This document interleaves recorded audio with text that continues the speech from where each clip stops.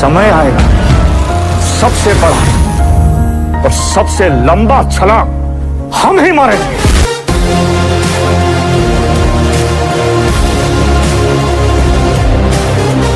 Hello and welcome guys, एक नई video में आपका स्वागत है। Unit 2 full explanation production planning and control. अगर देखा जाए तो एक प्लांट में जब भी हम कोई कंपनी ओपन करते हैं या जब हम कोई प्रोडक्ट को मैन्युफैक्चर कर रहे हैं तो सबसे बेसिक और सबसे इम्पॉर्टेंट पार्ट क्या होता है? प्रोडक्शन की प्लानिंग करना कि हम ऐसे अगला स्टेप करने वाले हैं। इससे क्या होगा? पहली चीज़, आपका प्रेशर, इमीडिएसी का प्रेशर आपका कम हो जाएगा। दूसरी चीज़, प्रोडक्शन भी इंक्रीज होगा, है ना। तो उसी को हम पढ़ते हैं। सबसे पहले चैप्टर का भी नाम यही है, पहला टॉपिक भी वही है, production planning. Effective utilisation of resources. जो रिसोर्सेज हमारे अगल बगल हैं उनका अच्छे से यूटिलाइजेशन प्रोडक्शन प्लानिंग का एक पार्ट है। Steady flow of production. Production का जो फ्लो है वो नॉर्मली फ्लो कर रहा है अपना। Estimate the resources. जो रिसोर्सेज हैं उनको पहचानो, उनको अच्छे से यूज करो, क्लासिफाई करो और आगे प्रमोट करो, ठीक है। Ensures optimum inventory. तो प्रोडक्शन प्लानिंग का एक बहुत ही मतलब इंपॉर्टेंट पार्ट कि ये जो इन्वेंट्री है उसको अच्छे से मैनेज करते हैं कि जो रिक्वायरमेंट है वही हम ला रहे हैं, जिसकी रिक्वायरमेंट नहीं है वो अभी नहीं ला रहे हैं, ठीक है। फिर minimum wastage of raw materials. मतलब कम से कम जो रॉ मटेरियल्स उनका वेस्ट वो हो सकता है मशीन के टाइम पे, जब हम मशीन में कोई भी चीज़ बना रहे हैं तो जो वेस्ट मटेरियल निकलता है, सपोज करो एक ये पार्ट है, ठीक है। ये पार्ट में जब आप एक सर्कल बना रहे हो तो जो ये मिनिमम वेस्टेज, जो इस साइड के वेस्टेज हो रहे हैं, इनको भी रीयूज करना, ठीक है, ये कम से कम हो, इन सब का भी ध्यान रखा जाता है। Improves the labour productivity. जो लेबर्स हैं उनसे अच्छे तरीके से काम लेना, उनको बताना कि तुम यहाँ इतने टाइम यहाँ रहोगे, इसके बाद दूसरी मशीन पे रहोगे, ठीक है। Reduces the production cost. Production की ओवरऑल कॉस्ट कम कर देता है, ठीक है। फिर कोऑर्डिनेट्स एक्टिविटीज ऑफ डिपार्टमेंट। सबको जोड़ के रखता है, सबकी एक्टिविटीज को क्लासिफाई करके रखता है, ठीक है, हमारा प्रोडक्शन प्लानिंग। अब बात करते हैं various steps involve in production planning and control. तो ये याद रख लेना, क्योंकि पिछले एग्जाम में आपके लेवल्स ऑफ ऑटोमेशन आया था, याद है? बिल्कुल उसी तरीके से ये भी पूछा जा सकता है। Various steps involve in production planning and control. तो इसमें 6 स्टेप हैं। पहला प्लानिंग। प्लानिंग देखो, हम प्लान करेंगे कि हमें क्या करना है, उसके बाद उसको लिखेंगे सीट पे, तो वही हो गया रूटिंग, ठीक है। उसके बाद थर्ड क्या? शेड्यूलिंग, कि इसको हम कैसे आगे फॉरवर्ड कर रहे हैं, कब कौन सा टास्क प्रोवाइड कर रहे हैं कि इतने टाइम पे ये टास्क होना चाहिए, ठीक है। डिस्पैचिंग, तो एग्जीक्यूशन ऑफ प्लान, मतलब एग्जैक्टली में जो हमारा प्लान है अब हम उसको एग्जीक्यूट करना स्टार्ट कर रहे हैं, कि अब हमने अपनी मशीन्स लगा ली और उन पे स्टार्ट कर दिया। फिर ये हो गया फॉलो अप और इंस्पेक्शन। ये आपके कंट्रोलिंग स्टेप्स हो गए कि जब मशीनें चल रही हैं तो उनको देखा जा रहा है, ठीक है, उनके प्रोसीजर्स को समझा जा रहा है। अब बात करते हैं फोरकास्टिंग। तो फोरकास्टिंग का मतलब है पहले से अंदाजा लगाना। जैसे आप अंदाजा लगा लेते हो ना कि लॉकडाउन होगा या नहीं, तो वही चीजें हैं। तो इसमें क्या? Estimation of type, quality and quantity for future work, example sales. मतलब कि हम पढ़ते हैं, क्या पढ़ते हैं? डिमांड, ठीक है, कि डिमांड किस चीज़ की किस महीने में आने वाली है। अब जैसे सर्दियां हैं तो रजाई, कंबल, गर्म कपड़े, इन सब की डिमांड बढ़ने वाली है, इसीलिए हम इनका प्रोडक्शन बढ़ा देते हैं, ठीक है। अब ये बताओ, अगर आपकी कंपनी है, आप ठंडी में भी हाफ पैंट बना रहे हो, शॉर्ट्स बना रहे हो, तो कोई फायदा है? वो नहीं बिकने वाले हैं, वो फिर आपका स्टॉक में जाएगा, और स्टॉक में रखने से हो सकता है बारिश, मान लो कुछ भी हो जाए, बारिश की वजह से गीला हो जाए, खराब हो जाए, कहीं से भी सीलन आ जाती है, खराब हो गया, तो इन्वेंट्री के अंदर भी रखे रखे खराब हो सकता है। तो बेटर क्या है? समय की मांग क्या है? समय की मांग है जो लोगों को चाहिए वो तुम बनाओ, ठीक है। और estimation of type, quality and quantity for future work. देखो टाइप क्या होना चाहिए? टाइप सर्दी में टाइप क्या? Woollen clothes. क्वालिटी अच्छे अच्छे बनाओ, जो मतलब कम मटेरियल लगाओ मगर ज़्यादा गर्मी दे, ठीक है।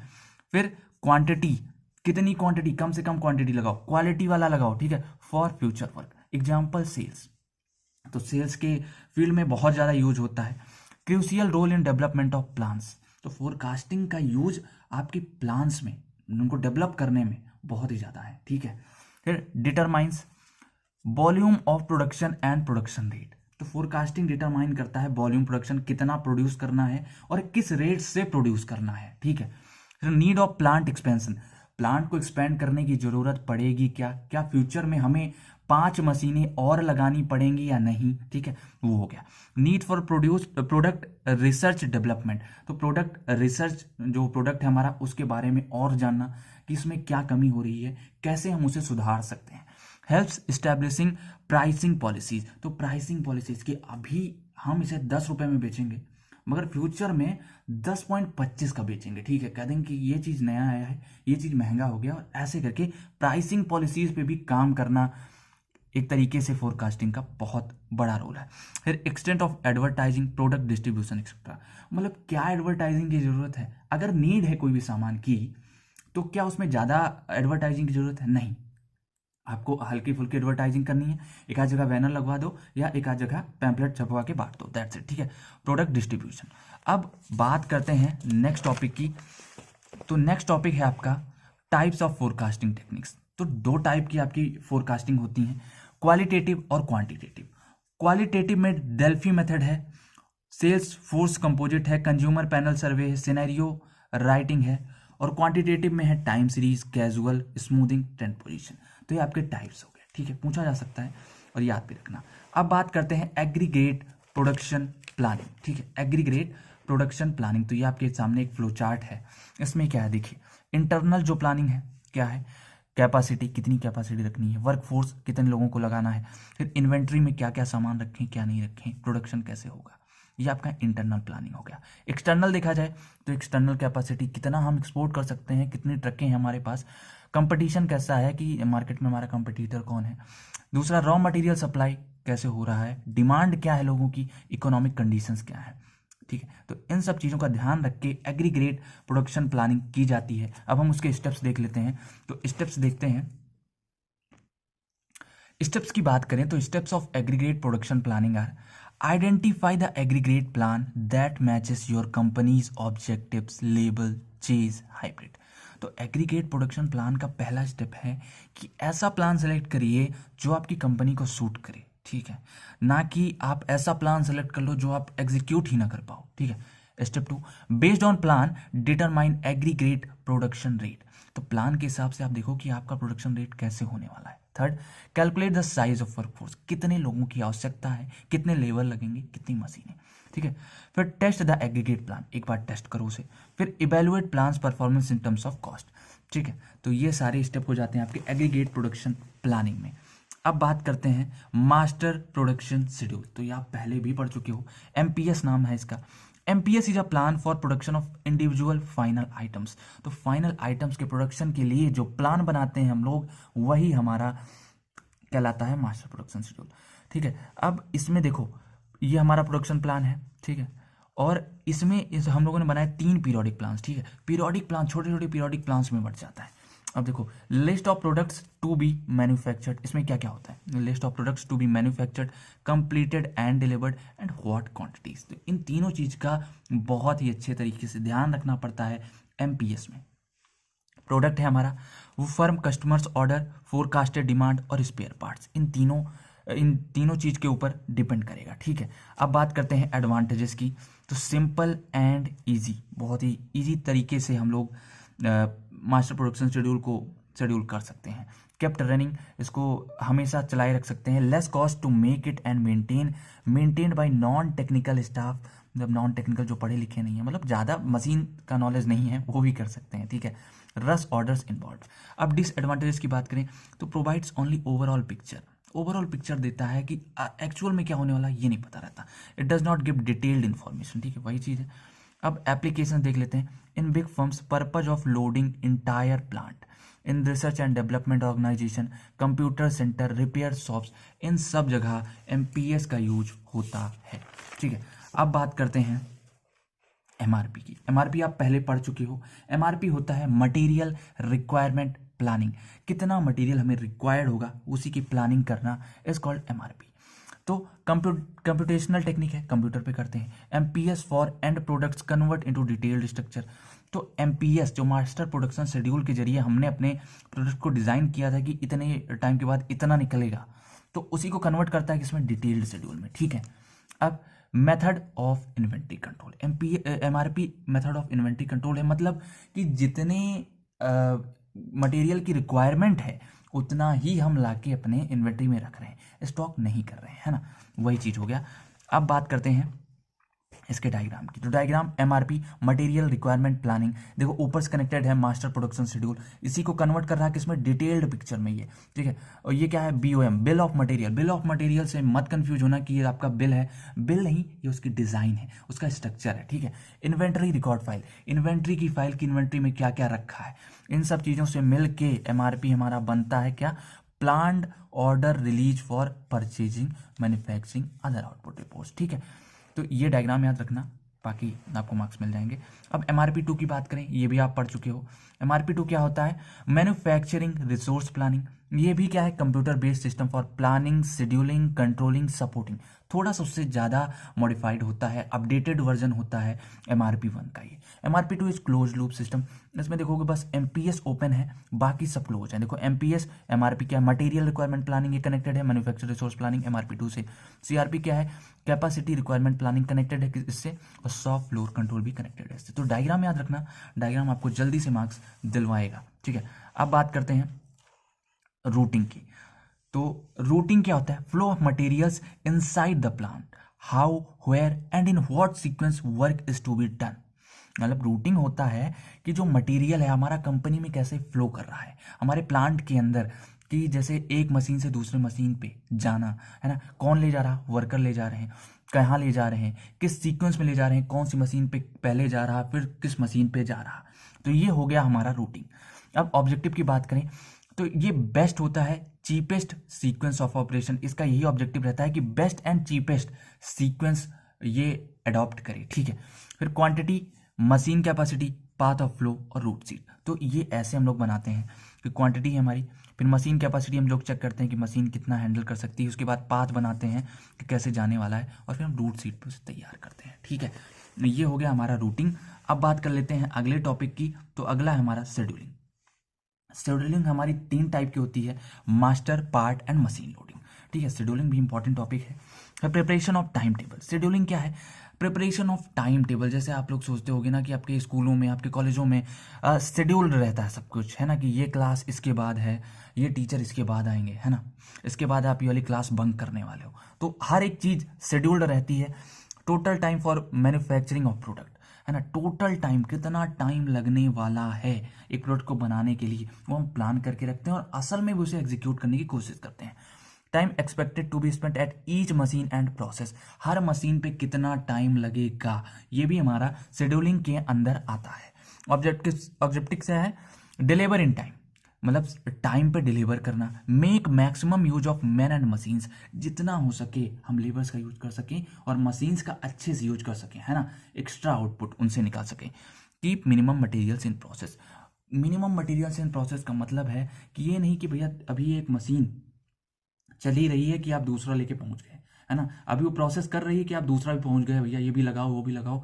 कंटिन्यूसली करोगे तो ब्रेक हो जाएगी, हीट होके फट सकती है, कुछ भी हो सकता है, ठीक है। तो जितना कम मटेरियल हमारा प्रोसेस में रहे उतना ही अच्छा रहता है। तो शेड्यूलिंग का ये ऑब्जेक्टिव रहता है। अब बात करते हैं JIT। तो JIT आपने फिर से पहले पढ़ लिया है, जस्ट इन टाइम। तो ये जान लेते हैं थोड़ा सा, ये कहाँ है। तो ये जापानीज प्रोडक्शन मैनेजमेंट फिलॉसफी है, जापानीज प्रोडक्शन मैनेजमेंट फिलॉसफी है। तो जापान की टोयोटा कंपनी जो कि कार वाली थी, उन्होंने टोयोटा मैन्युफैक्चरिंग सिस्टम, इसको टोयोटा मैन्युफैक्चरिंग सिस्टम भी कहते हैं, जापान की टोयोटा। तो JIT का फुल फॉर्म है जस्ट इन टाइम। JIT का मेन ऑब्जेक्टिव, मेन अगर समझना है तो क्या है, वेस्ट रिडक्शन। जो वेस्ट है वो बहुत कम हो, मतलब कि इन्वेंट्री में भी ना हो, मतलब हमारा जो स्टॉक है उस कमरे में भी ज़्यादा इकट्ठा ना हो, जितने की रिक्वायरमेंट है उतना ही हम ला रहे हैं, इसका मेन मकसद होता है। फिर टोटल क्वालिटी कंट्रोल, क्वालिटी पे विशेष ध्यान, है ना, क्वालिटी पे ध्यान। फिर डिवोशन टू कस्टमर, कस्टमर के प्रति डिवोशन, मतलब अच्छा रिलेशन कस्टमर और ऑर्गेनाइजेशन में, यही चीज हो गया। फिर राइट आइटम्स, ये डेफिनेशन याद कर लो, बेस्ट है। Right items of right quality and quantity in the right place and at the right time. इतने राइट यूज हुए हैं कि आप लेफ्ट नहीं जा सकते हो। Right items of right quality and quantity, right items मतलब सही सामान सही क्वालिटी का और मात्रा का इन द राइट प्लेस, सही जगह पे एट द राइट टाइम, सही समय पे। ठीक है। कैरेक्टरिस्टिक्स ऑफ जीआईटी क्या है? पुल सिस्टम। पुल सिस्टम मतलब कह सकते हो कि हम ये सब चीज़ें यूज कर रहे हैं, पुल सिस्टम हमारा यूज हो रहा है, मतलब ले जाने के लिए, ले आने के लिए। और इसमें एक चीज़ और है, ये पॉइंट पुल सिस्टम वाला, इसका मतलब ये भी होता है कि आपकी जो प्रोडक्शन सिस्टम में जो मशीन है, उसने जो प्रोडक्ट उसको बनाना था वो बना लिया, तो जस्ट उसके बाद पिछली वाली जो प्रिसीडिंग कह सकते हो आपकी जो प्रक्रिया चल रही थी उसको भी खींचना। ठीक है, पुल वही चीज़ हो गया आपका पुल सिस्टम में। क्वालिटी की बात करें तो डिज़ाइन हो गया, प्रोडक्शन प्रोसेस हो गया, रॉ मटेरियल सब की बात हो रही है यहाँ पे, और वर्कर्स की भी, कितना टूल्स ले रहे हैं, कितनी ट्रेनिंग, सपोर्ट, सब कुछ। ठीक है। Small lot sizes. ठीक है, स्मॉल लॉट साइजेस का मतलब है कि ज़्यादा चीज़ें हम नहीं दे रहे हैं, मतलब इन्वेंट्री में हमने उसको छोटे छोटे उसमें बांट के रखा है, ज़्यादा स्टोर भी नहीं कर रहे हैं। क्विक सेटअप्स का मतलब है setups procedure are simple and standardise to enable frequent and quick setups. Okay. Production smoothing too, मतलब स्मूथ फ्लो जो है अपना चलता रहे। सप्लायर्स की बात करें तो जो सप्लाई कर रहे हैं रॉ मटेरियल वो अच्छी क्वालिटी का हो, ठीक है, और अच्छे टाइम पे आए। और कनबन कार्ड, तो कनबन कार्ड होता है communication between a production stage and the preceding stage is carried out in various ways to ensure timely smooth movement of parts and materials. ठीक है। कनबन कार्ड कॉमनली एक कम्युनिकेटिंग टूल की तरह use किया जाता है कि जो पिछली प्रोडक्शन स्टेज है, जो अभी है, उसका पिछले वाले के साथ क्या कैसा रिलेशन है। ठीक है। Without this card which serves as the authorisation no part or lot can be moved, मतलब कोई हिला नहीं सकता यहाँ से। ओके, चलिए अब बात कर सकते हैं लिमिटेशंस की। तो लिमिटेशंस क्या है? Not able to meet any unforeseen demand. देखो क्या है कि आपके पास सामान उतना ही है जितना आप यूज करने वाले हो, एक्स्ट्रा में तो है नहीं। अब मान लो अचानक से डिमांड बढ़ गई तो आप फेल हो जाओगे। ठीक है। Needs establishment of long term business partnership, जो रॉ मटेरियल प्रोवाइड कर रहे हैं, क्योंकि जस्ट इन टाइम का मतलब क्या है? सामान खत्म होने से पहले पहले आपका आ जाए, है ना। ये आप ज़्यादा नहीं रख रहे हो, रख ही नहीं रहे हो, स्टॉक में रख ही नहीं रहे हो, तो मतलब आपको अच्छा रिलेशनशिप बना के रखना पड़ेगा कि भैया हमको माल चाहिए, माल पहुंचाओ। ठीक है। High risk, I think high risk यहाँ होना चाहिए था, तो RISK, high risk short term planning और मिनिमम इन्वेंट्री। तो इस चीज़ में रिस्क बहुत ज़्यादा है, मतलब हम लोग प्लानिंग भी क्या कर रहे हैं, जितना प्रोडक्शन करना है उतनी प्लानिंग कर रहे हैं, और मिनिमम इन्वेंट्री है हमारे पास, तो थोड़ा सा नुकसान, रिस्क है।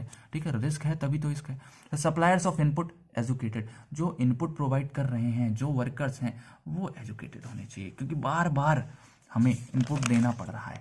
ठीक है। अब बात कर लेते हैं प्रोजेक्ट क्रैशिंग की। तो प्रोजेक्ट क्रैशिंग क्या होता है?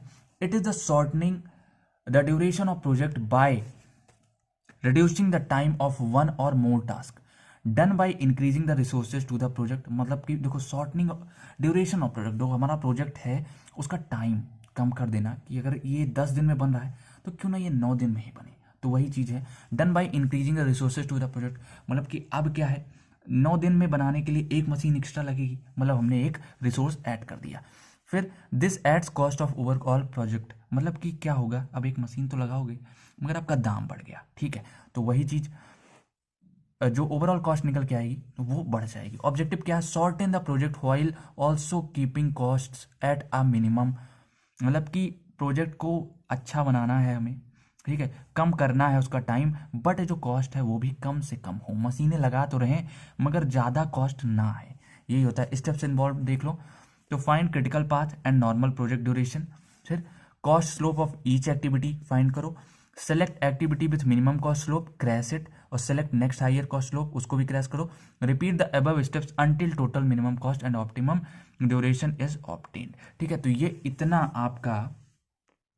तो अब इसमें बात कर लें अर्लीस्ट टाइम क्या होता है, तो it is the time at which an event is accepted to be completed at the earliest.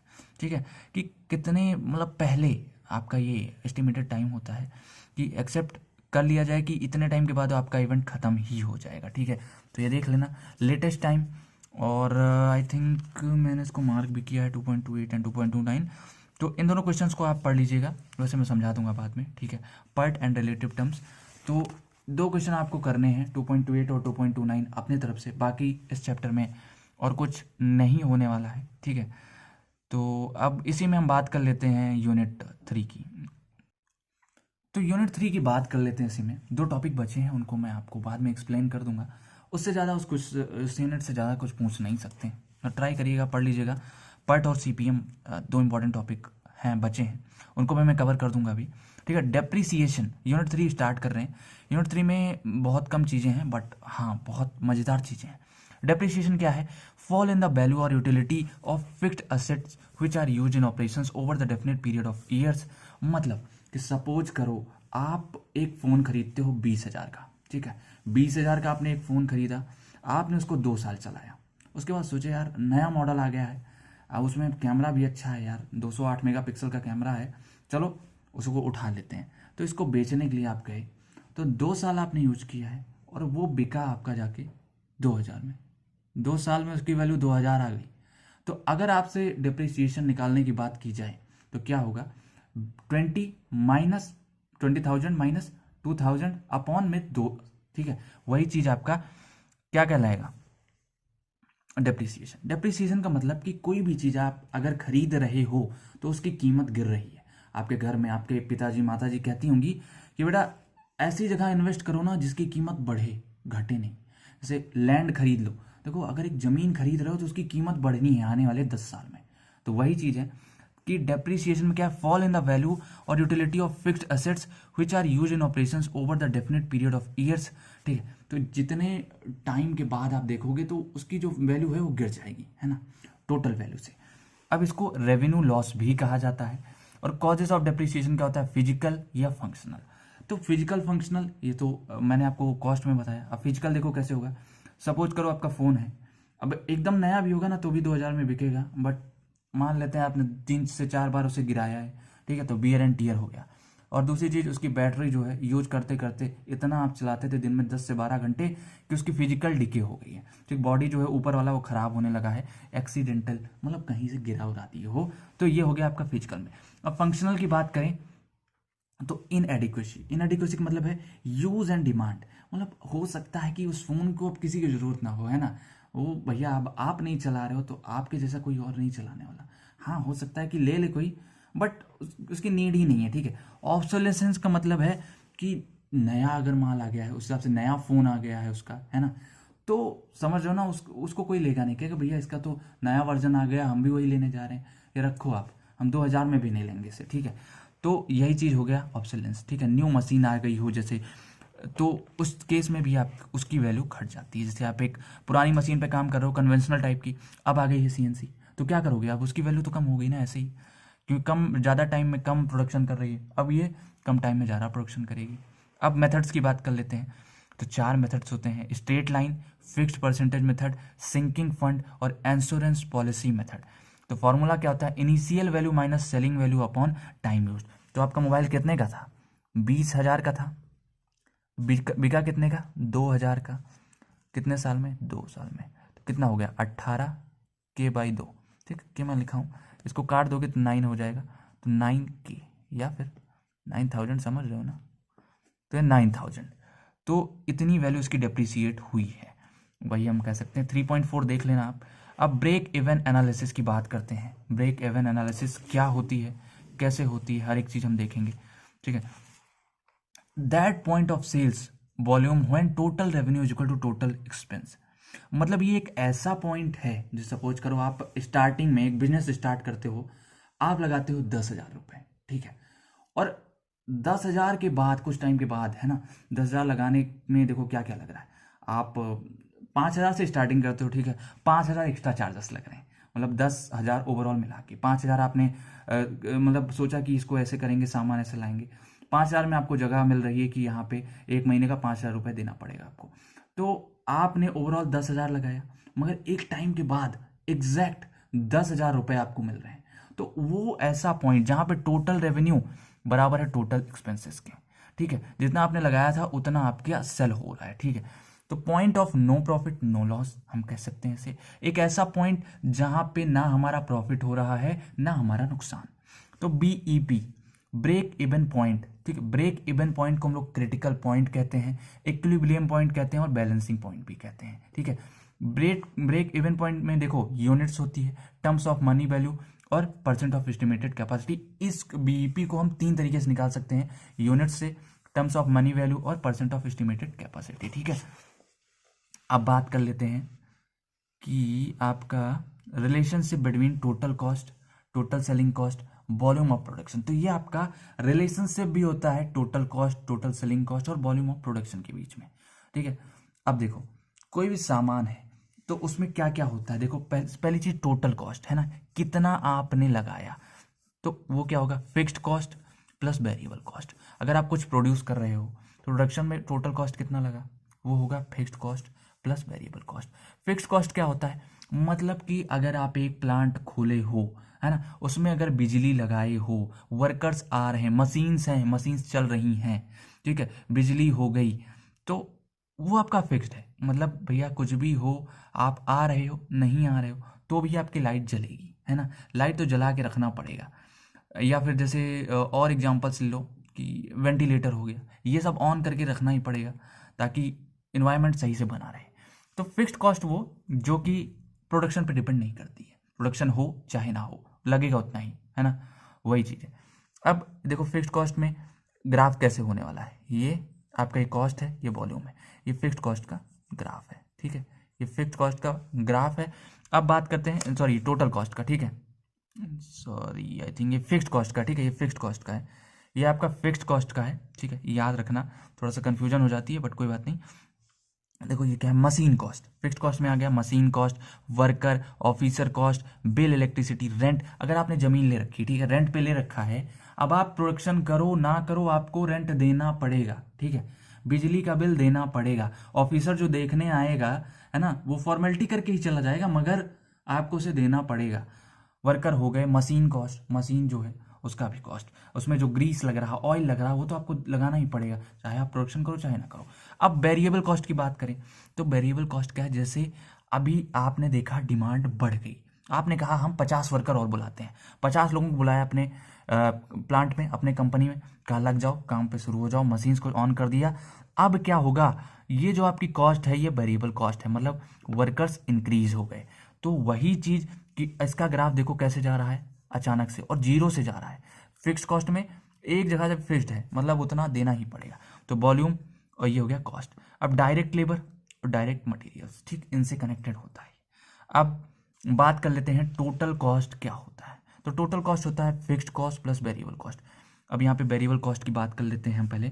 Variable cost होता है आपका x into variable cost per unit, मतलब जितनी यूनिट्स बन रही हैं, ठीक है, उन इंटू जितना बनना है, ठीक, जितनी यूनिट्स आपकी बन रही हैं इंटू एक यूनिट का बनाने का खर्चा। जैसे आप 5 सामान बना रहे हो, ठीक है, और एक यूनिट बनाने का 50 रुपये लग रहा है, ठीक है, तो इसका कितना हो जाएगा, 250 आपका वेरिएबल कॉस्ट आ जाएगी, ठीक है। उसी तरीके से क्या हो जाएगा यहाँ पे, अब अगर हम बात करें टोटल कॉस्ट की तो क्या हो जाएगा, फिक्स्ड कॉस्ट प्लस ये आपका यही वैल्यू उठा के यहाँ रख दी है, नंबर ऑफ यूनिट्स प्रोड्यूस्ड हो गया, और वेरिएबल कॉस्ट पर यूनिट की वैल्यू जो फिक्स है।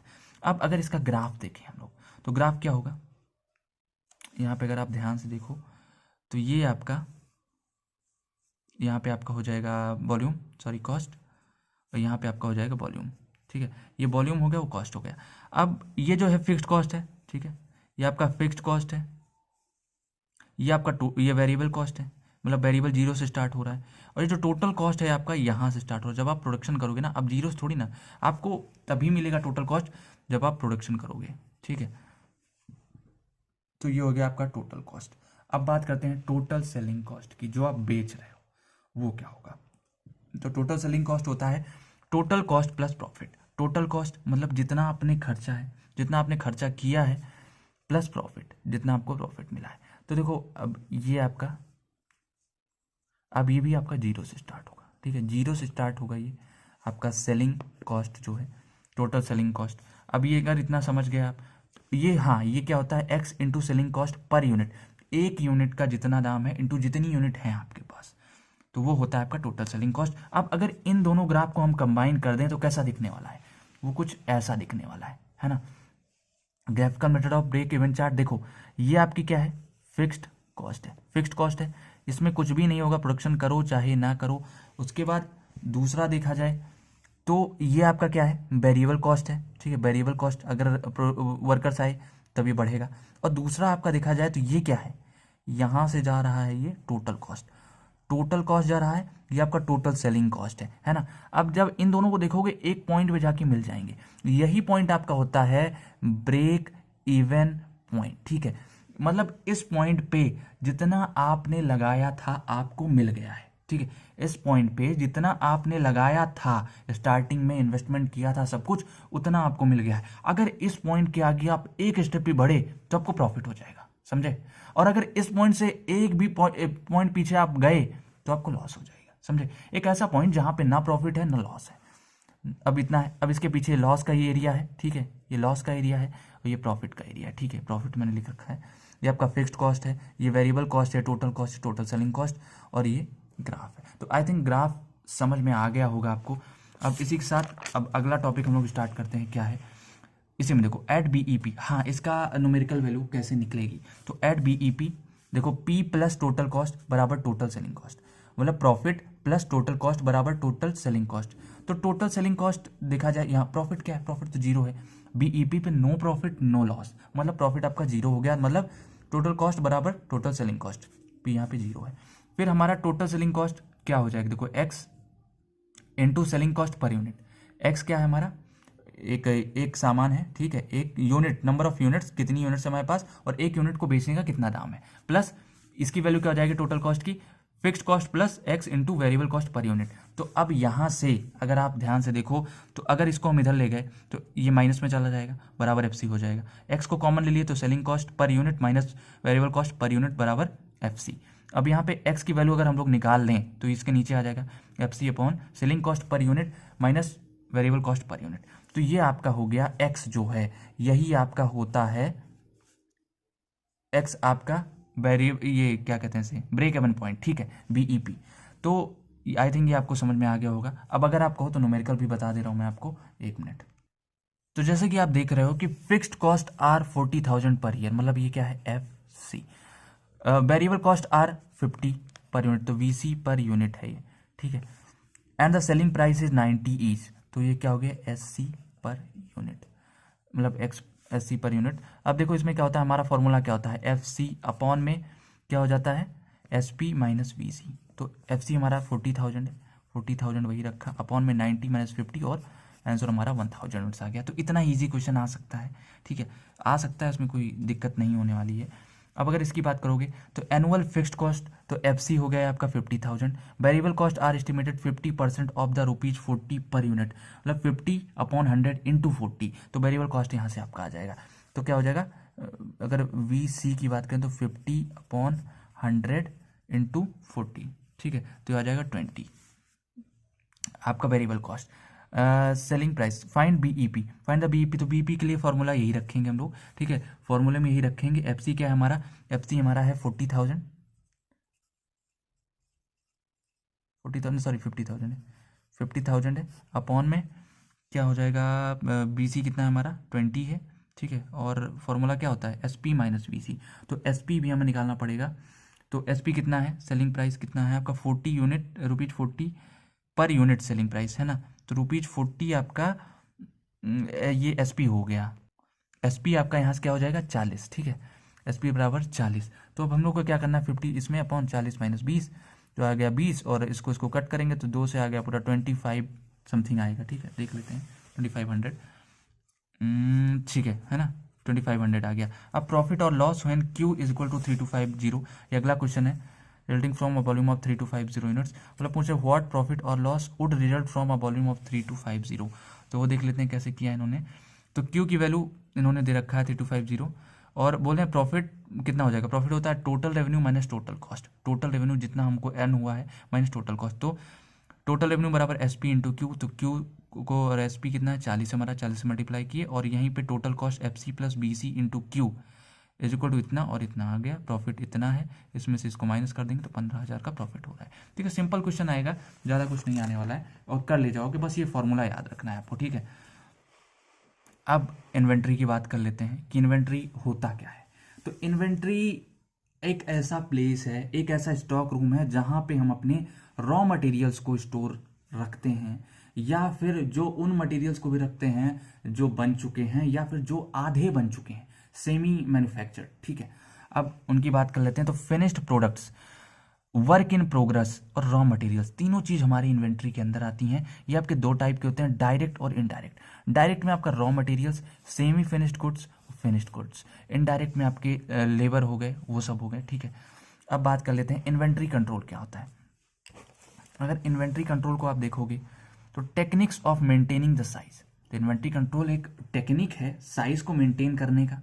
What and how much items are to be kept in stock, कितना और कितने दिन के लिए सामान को रखना है हमारे स्टॉक में, इन्वेंट्री कंट्रोल का ये मेन होता है। Objectives, maintain overall investment at lowest level, तो कम से कम लेवल पे इन्वेस्टमेंट हो, ये ऑब्जेक्टिव रहता है इन्वेंट्री कंट्रोल का। Raw materials right time right place पे पहुंचे, ठीक है, कम से कम वेस्ट हो। अब बात करते हैं इंपॉर्टेंस की, तो ensures smooth production, easily production होता रहे, जिस चीज़ की रिक्वायरमेंट है वो आता रहे जाता रहे। मिनिमाइज लॉस बाई ऑब्सोलेंस, मतलब कि ऐसा सामान ना रखा रहे इन्वेंट्री में जिसकी वैल्यू डिप्रिसिएट कर जाए, है ना। ऑब्सोलेंस का मतलब यही हुआ। अब बात कर लेते हैं एडवांटेजेस की, तो एलिमिनेट्स डुप्लीकेट ऑर्डरिंग, मतलब 2-3 ऑर्डर ना हो एक ही चीज़ के, कह सकते हो कि हम कॉपी ना बना पाएँ, कि गलती से कॉपी बन गई और उसकी डिमांड नहीं है तो बेस्ट ही हो जाएगी, है ना। तो यूटिलाइजेस प्राइस फ्लक्चुएशन, अगर प्राइस फ्लक्चुएट हो रहे हैं तो उनका भी यूज करना इसकी खासियत है। फिर लार्ज इन्वेंट्री वेस्टेज चांसेस, तो अगर ज़्यादा इन्वेंट्री में भर लोगे तो वेस्ट होने के ज़्यादा चांसेस हैं। More good in inventory, wrong prediction by officers, अगर सपोज करो कि ऑफिसर्स ने कहा कि आगे डिमांड बढ़ने वाली है और आपने इन्वेंट्री में इकट्ठा कर लिया, तो वो वहाँ पे प्रॉब्लम हो जाती है, ठीक है। फंक्शंस की बात करें तो time deliveries, better customer relation, time to time आप डिलीवर करते रहते हो, कस्टमर सेटिस्फेक्शन लेवल अलग लेवल का रहता है, ठीक है। Maintain smooth and efficient production flow, आराम से आपका प्रोडक्शन होता रहे, ये भी इसका काम है। टेक एडवांटेज क्वांटिटी डिस्काउंट्स और प्राइस फ्लक्चुएशन, इन दोनों चीज़ का एडवांटेज भी लेना इन्वेंट्री कंट्रोल का फेस है, ठीक है। EOQ, इकोनॉमिक ऑर्डर क्वांटिटी की बात करते हैं तो ये क्या है, इकोनॉमिक ऑर्डर क्वांटिटी है कि हम कितना ऑर्डर कर रहे हैं, है ना, कितना ऑर्डर कर रहे हैं, कितना हम इन्वेंट्री में रख रहे हैं, ठीक, वही चीज़ होता है। देखो मिनिमम टोटल कॉस्ट और ये हमारा नंबर ऑफ यूनिट्स, अगर हमने ज़्यादा ऑर्डर कर दिया तो क्या होगा, ऑर्डरिंग कॉस्ट तो बढ़ेगा ही, साथ ही साथ इन्वेंट्री भी भर जाएगा, ठीक है, इन्वेंट्री कैरिंग कॉस्ट भी बहुत ज़्यादा हो जाएगा। अब उसके बाद देखा जाए तो एक तरीके से टोटल कॉस्ट हमारा बढ़ जाएगा, है ना, क्योंकि ऑर्डर करेंगे तो ऑर्डरिंग कॉस्ट भी बढ़ा और इन्वेंट्री में रखेंगे तो इन्वेंट्री कॉस्ट भी बढ़ा।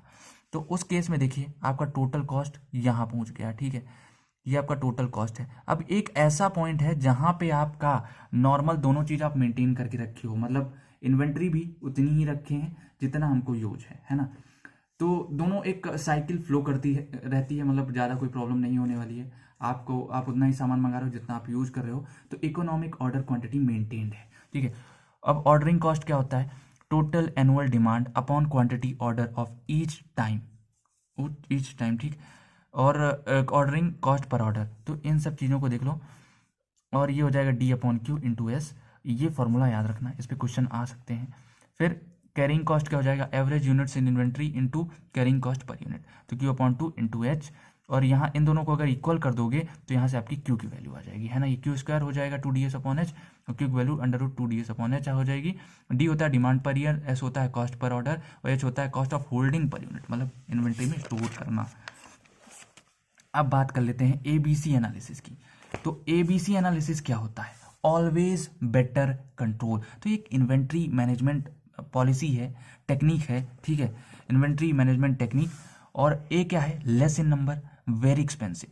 ए अगर आपका कम नंबर में है, देखो कम नंबर में है नहीं, होता है एक्चुअल में देखा जाए तो हमारे घर में जो सबसे बड़ा होता है ना, जैसे अगर आपके फैमिली में लड़के कम हैं और लड़कियां ज़्यादा हैं तो लड़कों की ज़्यादा इज्जत होती है ना, नहीं होती है, असल में होती है, ठीक है, तो लड़कों की इज्जत ज़्यादा होती है क्योंकि वो कम है, ख़त्म हो जाएंगे, उनका पतन हो रहा है, समझ रहे हो, तो वही चीज़ है, वो बहुत ही ज़्यादा एक्सपेंसिव माने जाते हैं।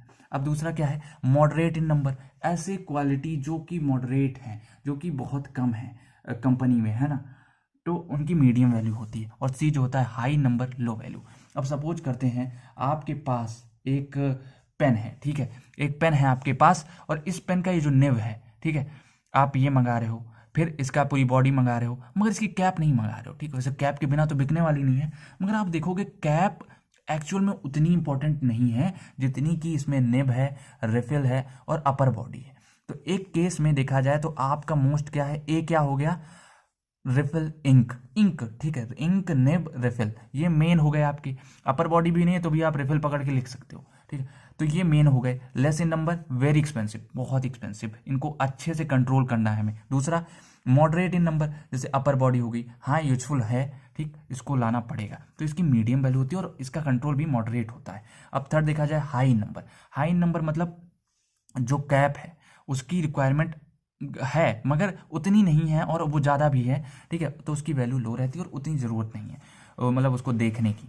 अब कैटेगरी की बात करें, देखिए जैसे सपोज करो कि आपके पास 3 आइटम है, ए बी सी। ए है आपके पास 70 और परसेंट ऑफ टोटल क्वांटिटी कितनी है, 10, और टाइप ऑफ कंट्रोल स्ट्रिक्ट। अब बी में क्या है, 25 क्वांटिटी है और मॉडरेट है, 30% है उसका और मॉडरेट है। सी क्या है, 5 है मगर क्वांटिटीज देखो 60 है पूरी पूरी। ये 70 है, 10 है, ये 25 है, 30 है, मतलब मॉडरेट है। 5 है, ये 60 है, बहुत ज़्यादा है, तो लीस्ट, इसका लूज हम लोग कह सकते हैं स्ट्रिक्ट। अब देखो अगर इस फिगर से समझें तो 0, 50, 70, 95, 100, तो हमारा ये 10 है। 10 पे ये हमारे क्या है, टोटल क्वांटिटी कितनी है, ये हमारी टोटल क्वांटिटी हो गई,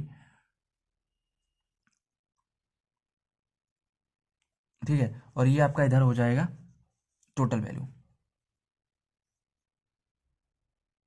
तो 0, 50, 70, 95, 100, तो 0 से 10 और ये 70 है ना। तो ये जो पॉइंट है यहाँ इसके अंदर ए आता है और ये जो है आपका टोटल क्वांटिटी का बी, पॉइंट 95 पे जाके मिल रहा है ये पॉइंट। तो ये आपका हो गया बी और यहाँ से लेके यहाँ तक सी आपका कितना है, आपका 60 है, ठीक है, ओवरऑल 60 है। यहाँ से देखो 40 से 60 है। तो ये कुछ ग्राफिकल था, इसका एडवांटेजेस देख लेते हैं। रिडक्शन इन इन्वेस्टमेंट, तो इन्वेस्टमेंट का जो बहुत कम अच्छे तरीके से हम लोग यूज करते हैं, मतलब जिसका जितना रिक्वायरमेंट है उसको उतना ही ला रहे हैं। जैसे कि ए सबसे ज़्यादा लाते हैं, बी उससे कम और सी सबसे कम, ठीक है। अब मिनिमम स्टोरेज कॉस्ट, कम से कम स्टोरेज कॉस्ट लग रही है, स्ट्रिक्ट कंट्रोल है, मतलब देख रेख बहुत अच्छे तरीके से हो रही है। फिर सेविंग इन टाइम और इकोनॉमी, सेविंग टाइम भी सेव कर रहा है और इकोनॉमिक भी है। डिसएडवांटेज की बात करें अगर, तो no not effective if not group properly.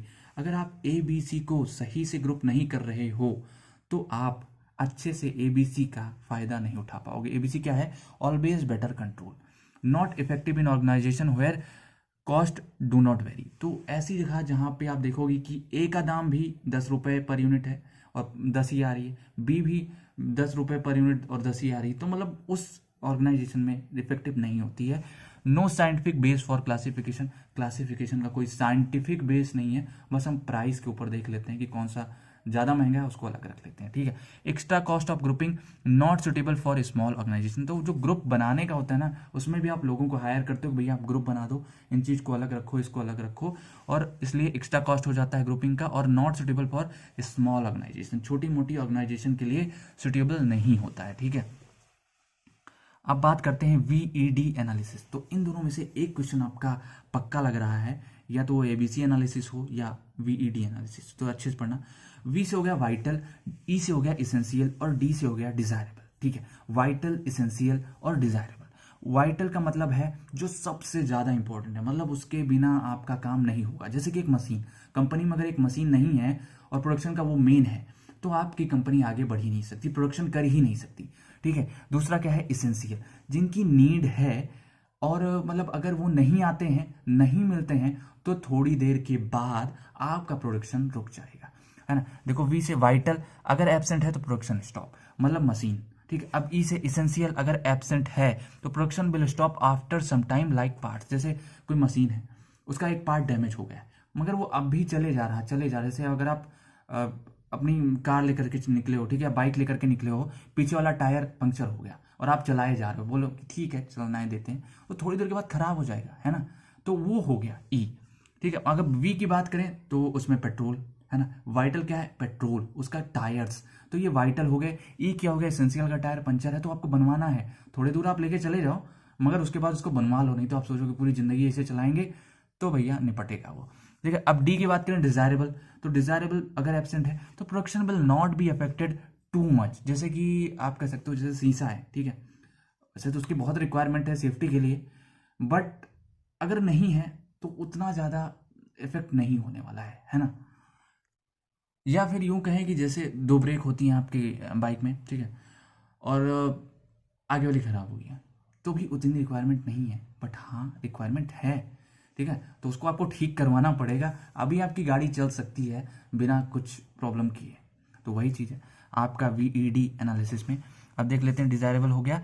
अब देखो इसका परसेंटेज देख लो, 70% इंपॉर्टेंट है, ये 20% और ये 10%। ओके, तो ये भी आप लिख सकते हो एक डायग्राम बना के, useful to categorise items of spare parts and components. इसका मेन फंक्शन है स्पेयर पार्ट्स और कंपोनेंट्स के केस में उसको कैटेगराइज करने में बहुत इंपॉर्टेंट है। क्यूइंग मॉडल की बात करें, है ना, क्यूइंग मॉडल क्या होता है?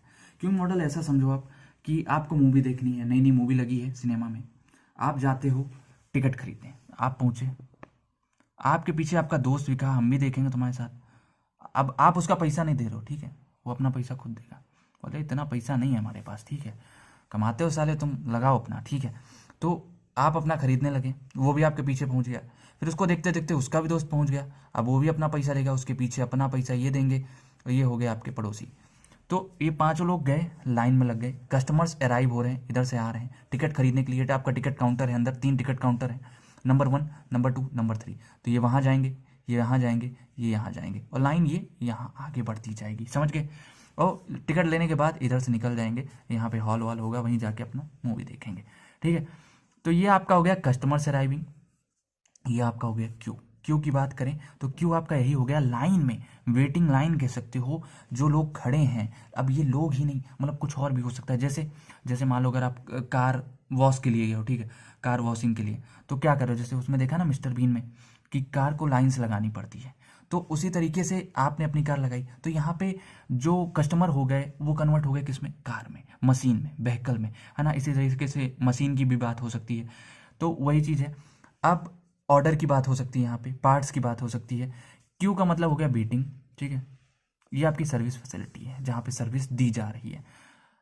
Service channel, performing the services, तो सर्विस चैनल आपकी सर्विस को परफॉर्म करती है, ठीक। अब याद रखना क्यू में उनका नाम नहीं आता है जिनकी सर्विस हो रही है अंदर, ठीक है, अगर ये 1 अंदर चला गया तो क्यू में नहीं आएगा, ठीक। बस अब आगे चलते हैं। कैरेक्टरिस्टिक्स क्या है? कैरेक्टरिस्टिक्स आप इनकी 6 देख लो, queue length LQ, system length LS, और waiting time WQ, total time in system WS, और यूटिलाइजेशन फैक्टर। तो ये उतना इंपॉर्टेंट नहीं है, बस पढ़ लेना इसको, ठीक है।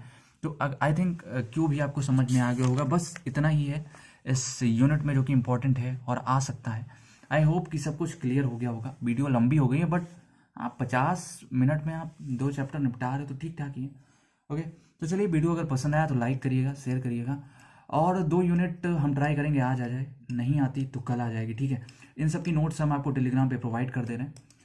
और वीडियो पसंद आए तो लाइक करिएगा, शेयर करिएगा, और कमेंट जरूर करिएगा अगर समझ में आए चीज़ें तो, ठीक है। और इंस्टाग्राम पे फॉलो नहीं किया तो फॉलो कर लीजिए @स्मार्ट इंजीनियर बाबू, और टेलीग्राम जरूर ज्वाइन करिए, लिंक डिस्क्रिप्शन में है दोनों की। मिलते हैं आपसे अगली वीडियो में, तब तक के लिए प्यार बनाए रखें और हम आपसे मिलते रहेंगे।